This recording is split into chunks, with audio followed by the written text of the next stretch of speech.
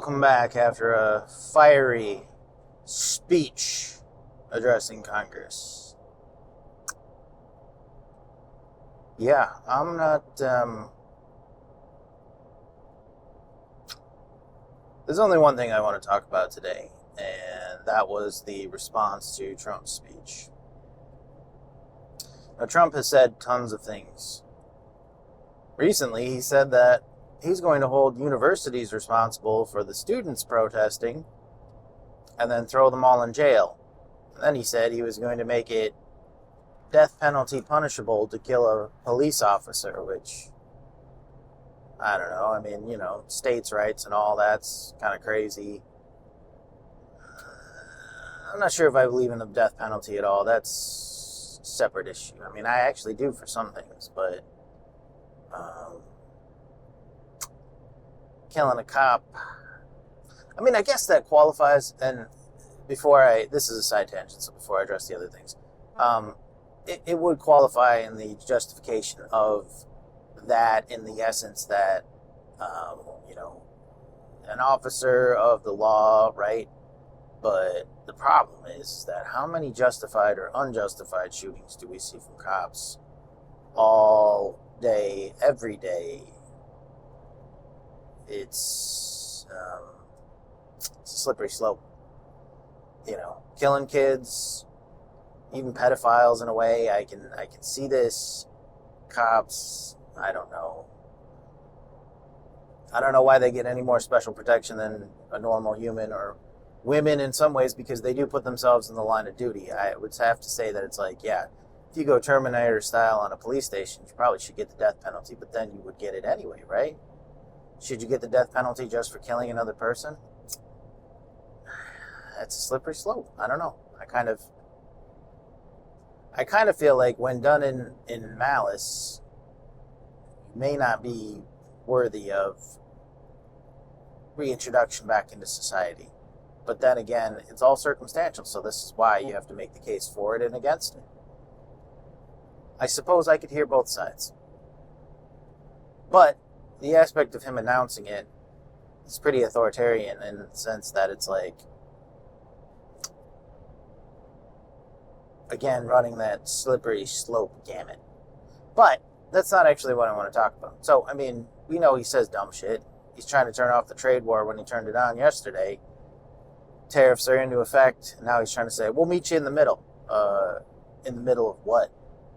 You mean back to the way it was before you said dumb shit, got everybody riled up, and now we're, stock market crashed? Because you didn't think it would, or maybe you knew it would, or maybe, I don't know, maybe you're doing a pump and dump and nobody's paying attention. But here's what I'm really, truly bothered about. If you've accepted the fact that, maybe like I have, I'm not sure if I have or not. Again, things are going to happen. People are going to have to suffer because we're too stupid. And I do believe that's the case. People are not doing the research. People are not doing the hard work. Maybe because they can't.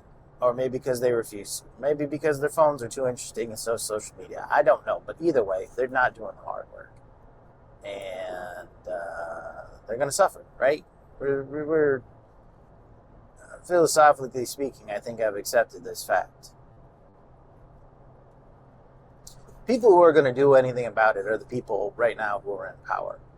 I can protest. That's cool. But to have any effectual platform for change, I need to already have a platform. This, where I'm at right now, technically doesn't qualify as a platform, so to speak. Not like I'm already a congressman or congressperson or directly involved with government. So to see a congressman snatch a sign out of a congresswoman's hand, it's kind of fucked up, number one. Especially after we let those monkeys scream and hoot and holler at Obama and Biden like assholes. And we didn't throw them out then. We threw out Al Green, which I'll say that maybe he's the only one that's got a pair of balls to do that, even though it's on its gesture. It's a gesture on its face. That's it. If all Democrats got up and walked out, that might be more of a gesture. than just sitting there and listening to that asshole rant. But to hold up a stupid sign and then have your sign be snatched out of your hand and then stand there without doing anything, saying anything, or reacting. I mean, that woman looked like a high schooler who got yelled at. Especially on fucking TV. I mean, like, lady, do we not know how dire these stakes are? Do you not know what's at play here? You're just going to let that sign be snatched and then you just stand there and be like, Holy fuck. That one infuriated me just about as much as the rest. I couldn't even bother listening to half of it, but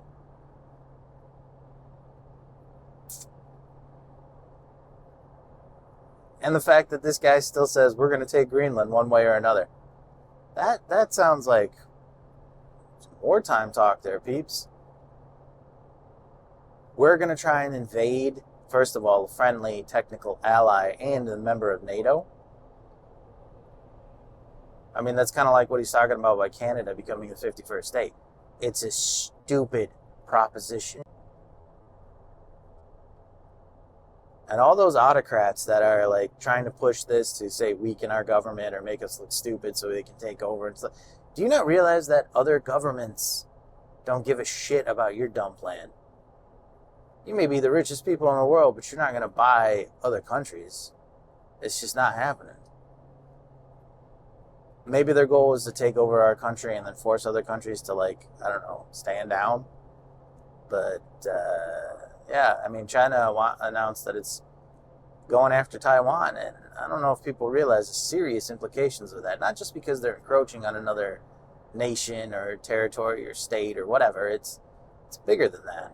Taiwan is where we put all of our major investments for semiconductors and chips. If you're not paying attention, that's where our technology, leading technology, would be based. And if you're going to lose that, I'm not really sure how you're going to guarantee that we have safe technology, because where the hell are you going to get your chips from? We don't make that kind of shit over here. It's incredibly specialized. That's why it's there. We put it there on purpose. We fostered relationships there to have it there, and people are just playing with fire going, oh, okay, cool. I'm not worried about chips for computers here. I'm worried about chips for, like, you know, functioning of everyday life. Like, hey, we built a light system that we upgraded, and now it's running from a computer that we cannot replace anymore. Does anybody not realize that? And America's stupidity is leaving other countries to feel free to do what the hell they want unchecked, because now we're not playing the world police anymore, which, I mean, if you know anything about soft power, is the whole point. Like, if we're going to attack a NATO member, what's the point of NATO? NATO dissolves. That's cool. What's the point in having bases all over the world? We won't be able to react. Does that make you the biggest and baddest country in the world? No, it doesn't. It weakens your power. If you don't see this future, if you don't understand this, you're not doing the work. People may not like certain things. They may not like how the system works, but they have to ensure that the system actually works in the first place. You're trying to dismantle this shit without having a backup plan, and or the backup plan is left in dear leader's hand. And man, you guys are, I mean, haven't you seen what he's doing so far? Are you not convinced this is going to be chaotic, unpredictable, and dangerous? No, you don't. So again, you're going to suffer. You're going to suffer. Stupid are going to suffer the most of all. I don't have anything else to say to that. It's already a given.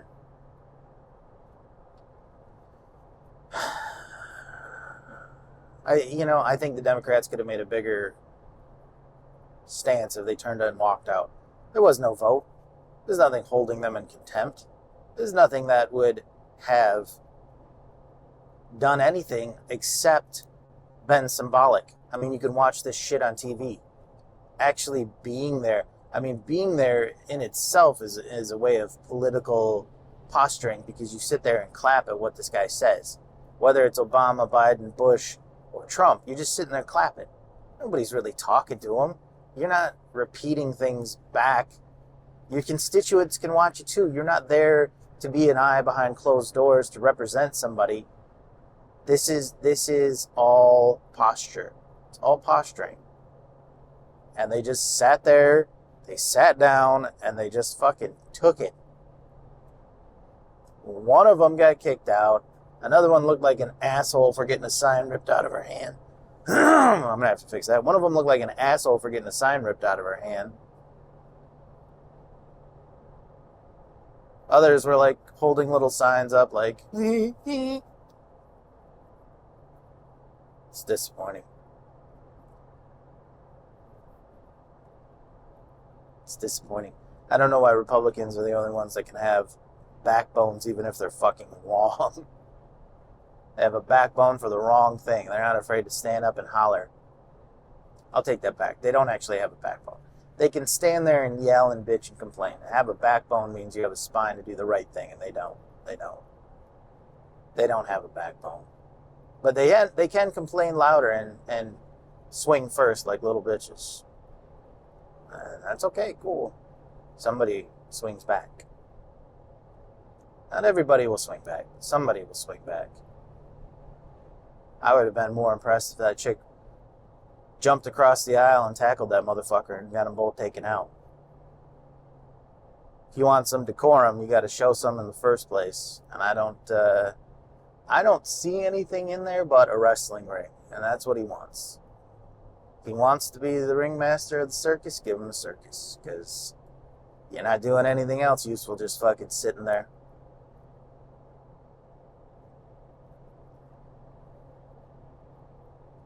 Or at least don't go, you know?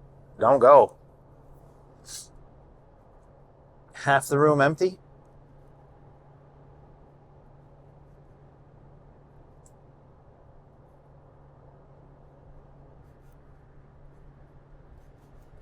Anybody stand up and say, I am voicing my protest to somebody acting like a king in terms of ignoring our Constitution? No. None of that either. So, I guess we get what we deserve. And people are going to suffer. But, as ever, stay optimistic. From the ashes, we rise. You know?